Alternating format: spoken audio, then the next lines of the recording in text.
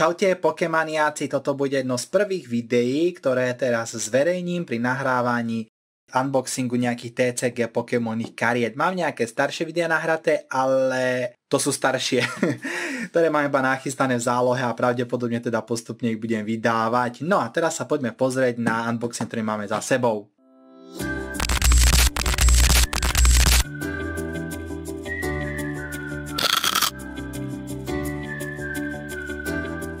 Takže nazoomoval som to, náš maskot môže ísť nabok a poďme sem. To, čo tu pred sebou mám výber nejakých kariet, ktoré som si teraz dal objednať cez Car Market od jednoho borca z Čiech. Veľmi milý chalanisko, takže poďme sa pozrieť, čo je vnútri. Takže sme späť, je to potrhané a môžeme sa dostať dovnútra. OK, na tajnáša skováme, no a toto by mal byť výber kariet nejakého aktuálnejšieho boostera, ktorý som si kúpil, lebo idem skladať balíček.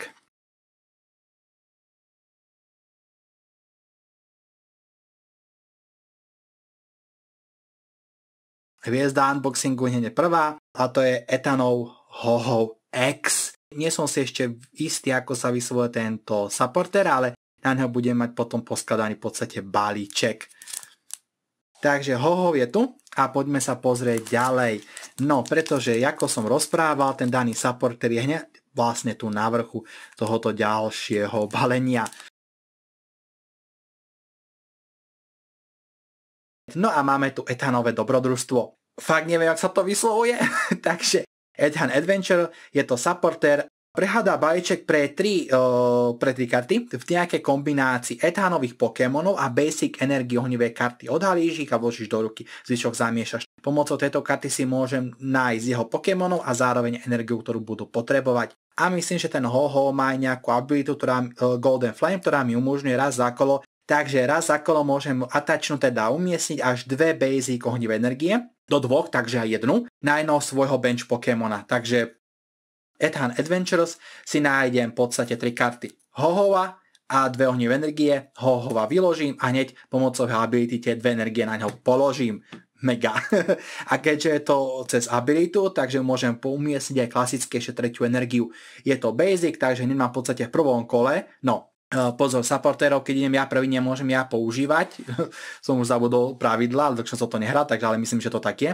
A tak či tak si rýchlo, keď pôjdem ako druhý hráč, takže mám tam toho Ho-Hova už nabitého. Toto kartu tam budem mať viackrát, myslím, že aj tuto niekde som ju ešte videl v tých kôpkach. Takže, ale toto je nejaké vyššie rarity, keďže karty z boostrov som neotváral, takže neviem, aké sú teda. Tererka. No a máme to tu rovno v tejto rarite dvakrát.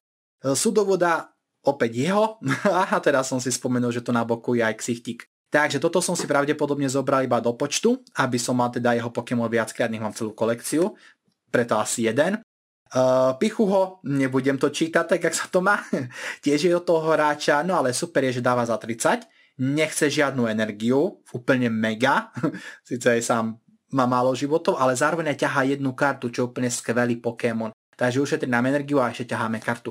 Tohoto som si tu pravdepodobne dal hneď 4 krát, lebo toho budem vkladať do toho balíčka. No a potom tu máme Slugmu, keďže sa asi sústredím na ohnivých Pokémonov, pretože Ho-Ho je ohnivý a Ethan nám tiež ťahá ohnivé energie. Takže Slugma a pozerám, dobre, máme ho tu 4 krát. Tam bude asi dôležitá tá jej evolúcia. Ale aj tak akože na Basica 20 asi OK. No a keď už som teda rozprával o jeho evolúcii, tak asi otvorím práve tento package.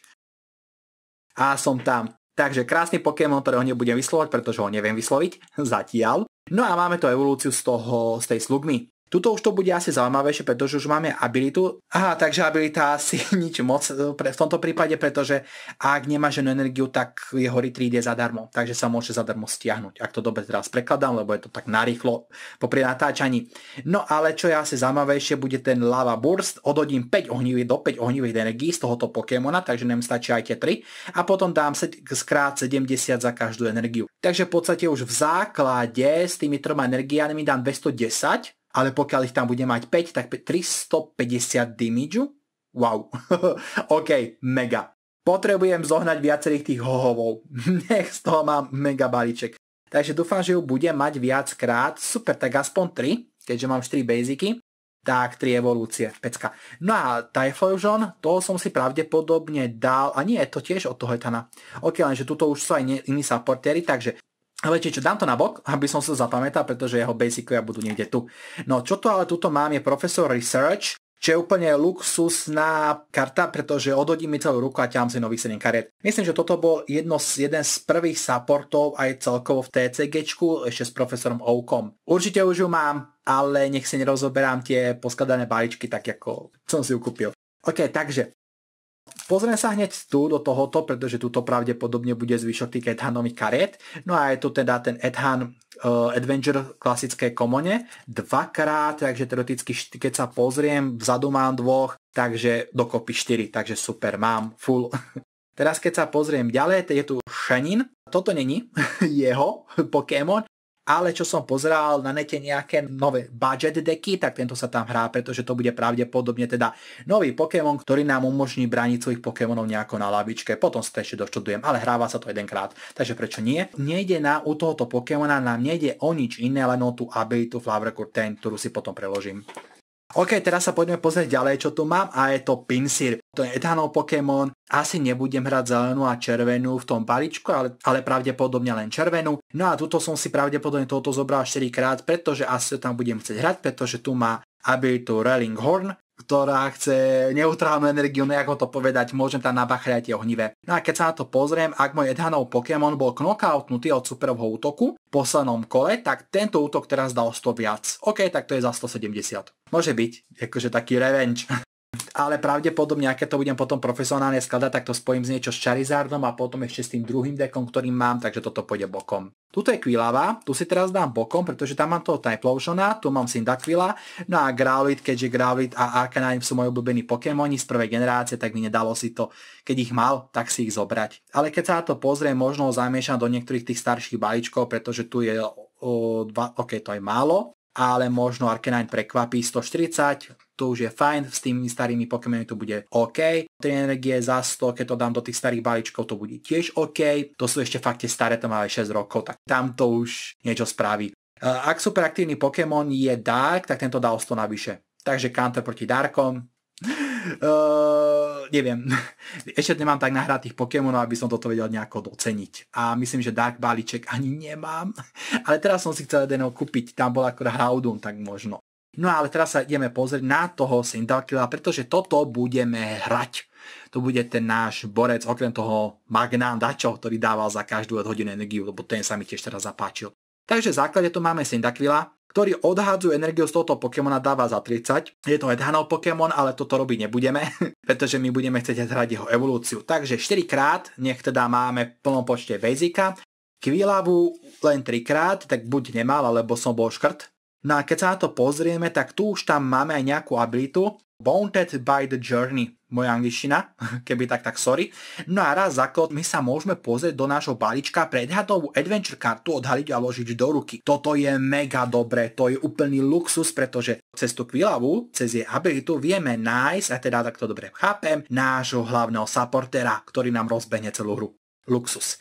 Na Typhlosiona máme teraz tiež 3, a to skúsim tak, aby sme to videli. No a čo je na tomto zaujímavé, ak na to pozerám, tak ten Steam Artillery za 160 cez 3 energie asi moc ne, ale tam bude niečo skryté v tom Buddy Blast. Tento útok dáva 60 zranenie za každého Ethanovo Ethan Adventure card, ktorú máme odhodenú. Takže teoreticky, keď sme už zahrali túto, aby sme si nejako napríklad aj toho, no tohoto asi nie, lebo ona iba basic hľadá. Ethan Pokémona basic ohnivu, takže môžeme si aj Typhlosiona pohľadať. No a toto už je karta, na ktorú sa musíme už rozbehnúť, pretože to Adventurous musíme použiť viackrát, aby toto malo nejaký smysel. Ale keď už by sme ich mali troch v odhadzovacom balíčku, tak to je 3x60, to máme 180 plus tých 40 220 a to už je docela slušné. To už môže byť. S tým, že chce to iba jednu energiu, takže môžeme ju použiť na tých ostatných Pokémonov tie energie, no a zároveň toto v podstate už nás vráti do hry veľmi ľahko a jednoducho. OK, super, páči sa mi to. Takže krásny hoho, úplne mega sa z neho teším. Keď som pozeral tu nejakú budget zostavu z týchto kariet, tak ten holo tam ani nebol. Keďže mám z tej štruktúre deky, tak som v podstate tohoto nepotreboval, ale budem ho chcieť určite 3 krát, lebo bude to mega, keď z tohoto postávam domáci balíček, tak roztrhám všetko. OK, takže toto bolo ten môj hlavný základ, čo som si chcel objednať a ktorý som stratil, lebo som tam mal uvedenú ešte starú adresu, ale chvála Bohu sa to vrátil a chalanisko bol veľmi ochotný mi to potom poslať, takže mega cením.